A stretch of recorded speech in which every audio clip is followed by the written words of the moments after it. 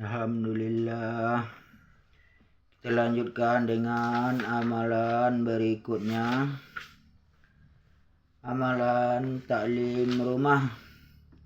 Allahumma sholli ala sayyidina Muhammad wa ala ali sayyidina Muhammad. Assalamualaikum warahmatullahi wabarakatuh.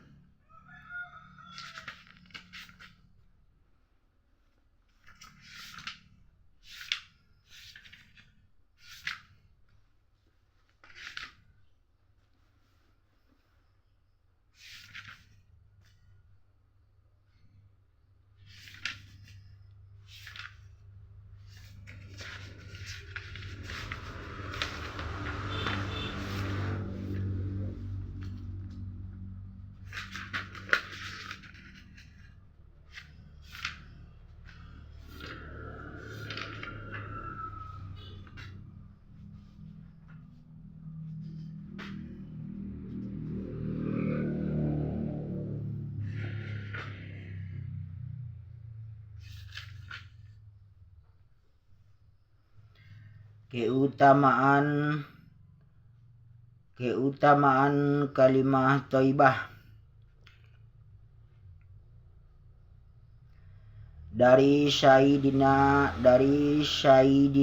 Umar bin Khattab radhiyallahu anhu, baginda Nabi sallallahu alaihi wasallam bersabda, tidaklah seseorang dari kalian yang berwudu dengan sempurna, yaitu dengan menjaga seluruh sunnah-sunnah dan adab-adabnya, lalu berdoa, kecuali akan dibukakan baginya 8 pintu surga, terserah kepadanya dari pintu yang mana ia akan masuk.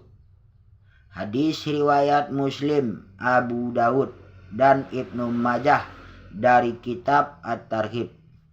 Ulangi, dari Sayyidina Umar bin Khattab radhiyallahu anhu, baginda Nabi sallallahu alaihi wasallam bersabda, tidaklah seseorang dari kalian yang berwudu dengan sempurna, yaitu dengan menjaga seluruh sunnah-sunnah dan adab-adabnya, lalu berdoa, kecuali akan dibukakan baginya 8 pintu surga, terserah kepadanya dari pintu yang mana ia akan masuk. Hadis riwayat Muslim, Abu Dawud, dan Ibnu Majah dari kitab At-Targhib. Faidah, memasuki surga melalui 1 pintu saja sudah mencukupi. Disebutkan 8 pintu di sini sebenarnya hanyalah merupakan suatu penghormatan. Sebuah hadis menyatakan, barang siapa meninggal dunia dalam keadaan tidak menyekutukan Allah Subhanahu wa Ta'ala dan tidak pernah membunuh orang yang tidak halal dibunuh, maka ia akan memasuki surga dari pintu surga mana saja yang ia sukai.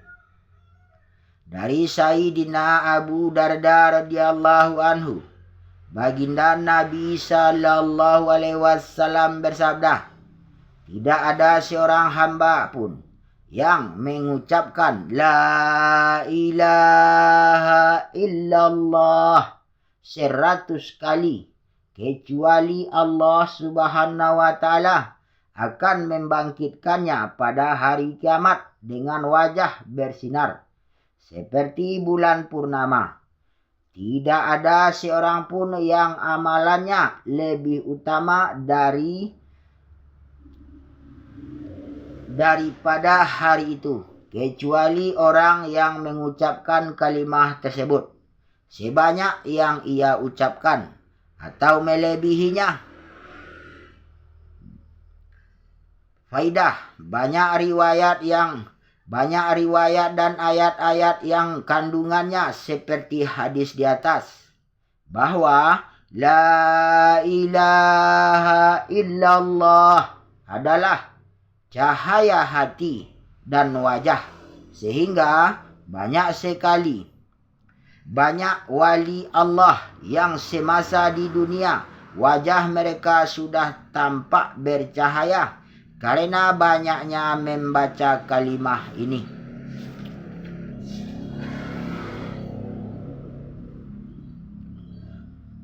Dari Sayyidina Ibnu Abbas radhiyallahu anhuma, baginda Rasulullah sallallahu alaihi wasallam bersabda, "Ajarilah anak-anakmu la ilaha illallah ketika mereka mulai bisa berbicara. Talkinlah mereka ketika menjelang wafatnya dengan la ilaha illallah. Sesungguhnya barang siapa ucapan pertamanya la ilaha illallah dan ucapan terakhirnya juga la ilaha illallah, lalu ia hidup selama 1000 tahun, maka ia tidak akan ditanya tentang satu dosa pun, insya Allah. Karena mungkin dia tidak pernah berbuat dosa sama sekali. Seandainya berbuat dosa, mungkin dia sudah diampuni dengan sebab taubat atau dengan amalan kebaikan yang lain, atau mungkin dia sudah diampuni karena semata-mata anugerah Allah Subhanahu wa taala.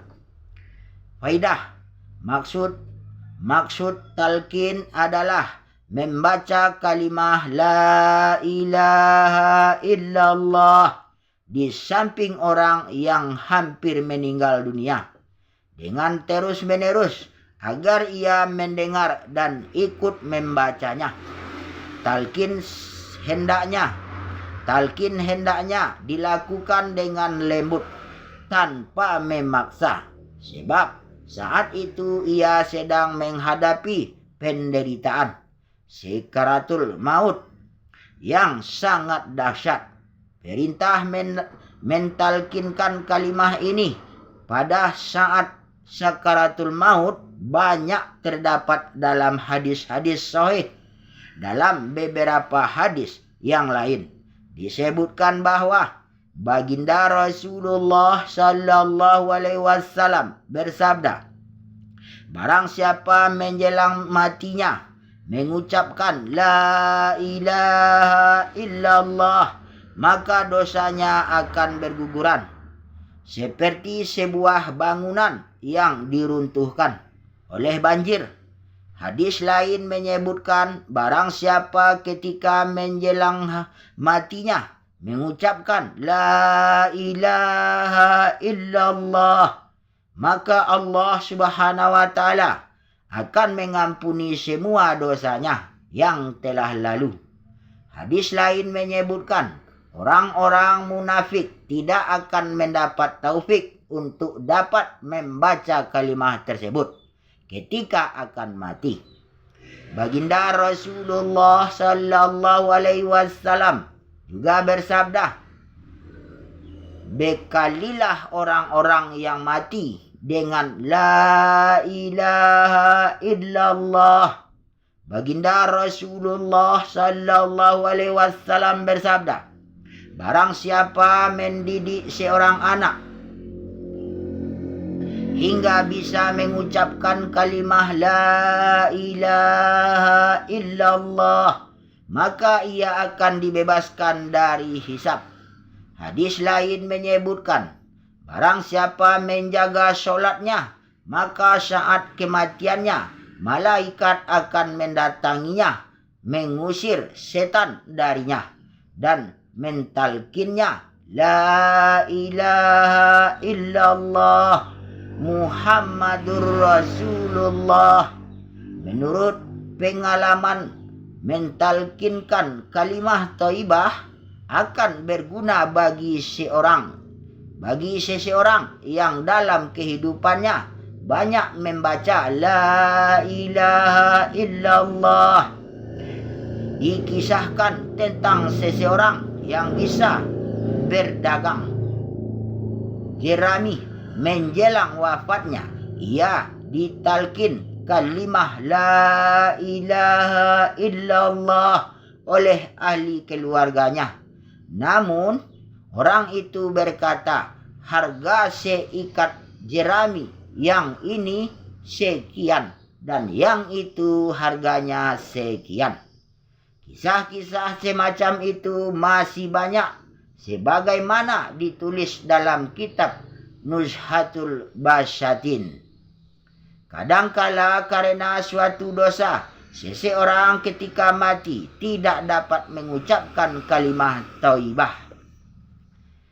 Alhamdulillah, demikianlah beberapa hadis tentang keutamaan kalimah thayyibah.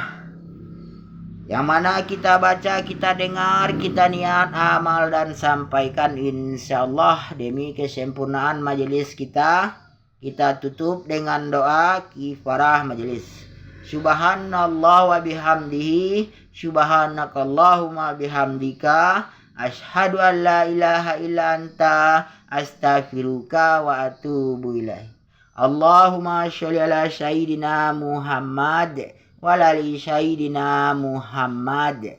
Alhamdulillahi rabbil alamin. Assalamualaikum warahmatullahi wabarakatuh. La ilaha illallah Muhammadur Rasulullah.